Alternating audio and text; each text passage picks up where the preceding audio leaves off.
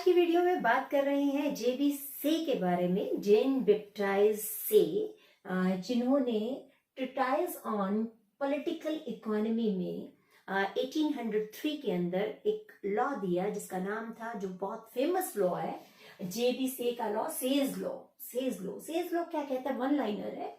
Supply creates it's on demand, पूर्ति अपनी मांग खुद पैदा करती है। उनका ये कहना था कि जब हम किसी भी चीज की पूर्ति करते हैं, यानी किसी भी चीज को मैन्युफैक्चर करते हैं, तो वो एक्चुअल में वो मैन्युफैक्चरिंग जो है वो किसी और प्रोडक्ट की डिमांड करना ही है ना।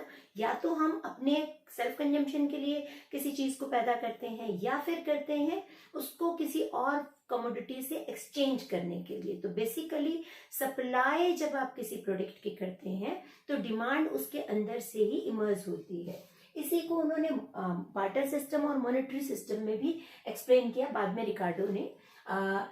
वो कहते हैं कि जब आउटपुट आप तैयार करते हैं तो आउटपुट बहुत सारे फैक्टर्स से तैयार होता है। लैंड, लेबर, कैपिटल, एंटरप्रेन्योर, जितने भी साधन है, उन सब साधनों से मिलकर जो है आउटपुट तैयार होता है।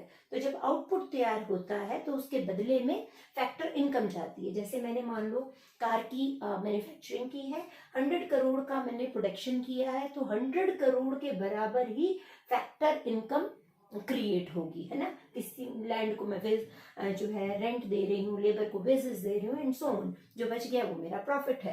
तो इनकम भी 100 करोड़ की क्रिएट हो गई। अब इस 100 करोड़ को या तो आप कंज्यूम करोगे या सेव करोगे, राइट, है ना। तो वो कहते हैं यदि सेविंग भी इवन करते हो, कंज्यूम करते हो तो डिमांड क्रिएट हो भी गई, सेविंग भी करते हो तो उस सेविंग के बराबर इन्वेस्टमेंट क्रिएट हो जाता है। यानी सेविंग को आप इन्वेस्ट कर देते हो। क्यों? क्योंकि हमने अजम्पशन मान के रखी है कि there will be no hoarding. Hoarding यानी कि आप उसको पैसे को दबा के या बचा के या कहीं तिजोरी में नहीं रख रहे। आप जितना भी मार्केट में पैसा है, पैसों के प्रति आपका लोभ नहीं है। पैसा आपको पता है, पैसा सिर्फ और सिर्फ किसके लिए है? कंज्यूम करने के लिए। तो इसलिए आप उस पैसे को दबा के नहीं रखते। यदि सेव भी करते हो तो इन्वेस्टमेंट के लिए। तो या तो आपने अपने कंजम्पशन के लिए इस्तेमाल कर लिया, या और ज्यादा इनकम क्रिएट करने के लिए आपने उसको खर्च कर लिया। तो either you purchase consumer goods और यू परचेज इन्वेस्टमेंट गुड्स या कैपिटल गुड्स। तो दोनों ही केसेस में क्या हो गया? सेविंग इन्वेस्टमेंट के बराबर होगी, तो डिमांड ही क्रिएट हुई। तो जितने के बराबर इनकम जनरेट हुई उतने के बराबर डिमांड क्रिएट हो गई। तो टोटल डिमांड और टोटल सप्लाई के बीच में एक आइडेंटिटी क्रिएट होती है कि दोनों ही बराबर होंगे। और ये सेज लो है, ओनली सिंपल इतना सा सेज लो है।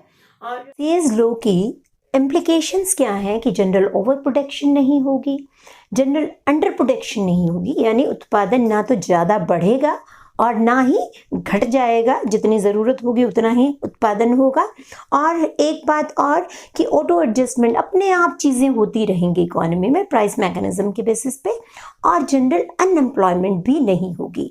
और इन सब के पीछे जो अजम्पशन काम कर रही हैं वो है, पहली बात गवर्नमेंट की कोई इंटरफेरेंस नहीं होगी। दूसरी बात, एक इनविजिबल हैंड या प्राइस मैकेनिज्म जो है हमेशा काम करता रहेगा। सब जो है पूर्ति और मांग, उससे कीमत तय हो जाएगी।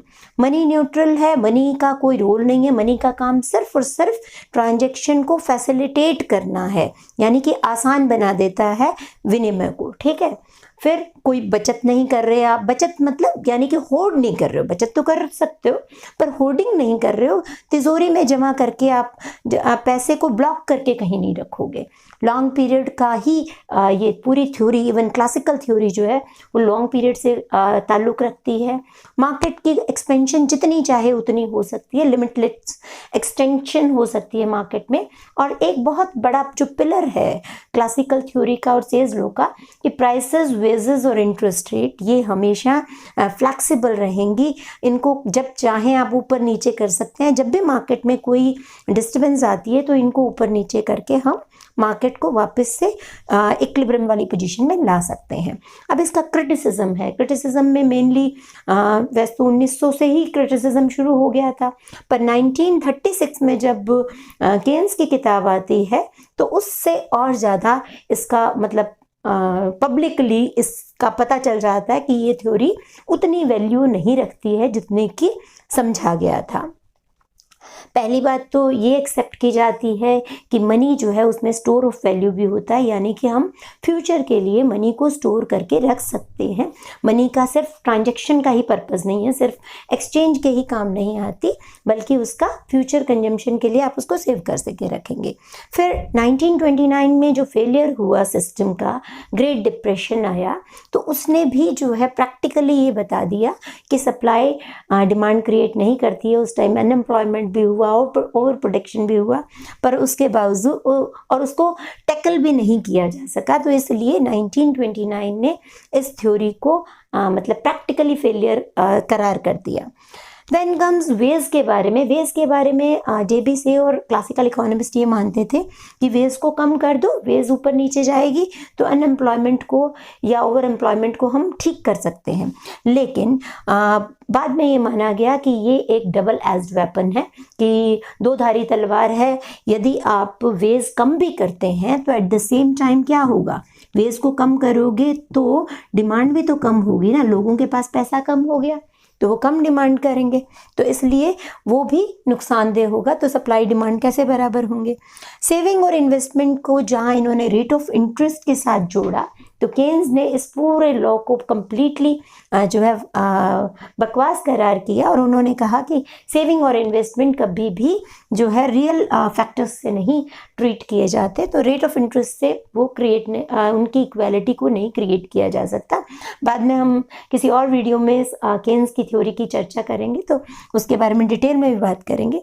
और मार्केट इम्परफेक्शंस भी रहती हैं, जैसे मोनोपोली है, मोनोपोलिस्टिक कंपटीशन है, जब परफेक्ट कंपटीशन नहीं होता, क्योंकि यहाँ पे एक अजम्पशन मैंने लिखी नहीं, पर परफेक्ट कंपटीशन है, तो यदि परफेक्ट कंपटीशन ना हो तो ये लॉ को अप्लाई नहीं किया जा सकता। तो ये था सेज लॉ। अब हम क्लासिकल थ्योरी के एक एक चीज़ों को धीरे धीरे सॉल्व करेंगे, पर क्लासिकल थ्योरी को करने से पहले ये लॉ को क्लियर करना, इसमें क्लैरिटी होना बहुत ज़रूरी है, because it is the strongest pillar of classical theory of income, employment and money. Thank you so much for watching and फिर नेक्स्ट वीडियो में फिर से मिलते हैं। तब तक के लिए आप पढ़ते रहें, खुश रहें।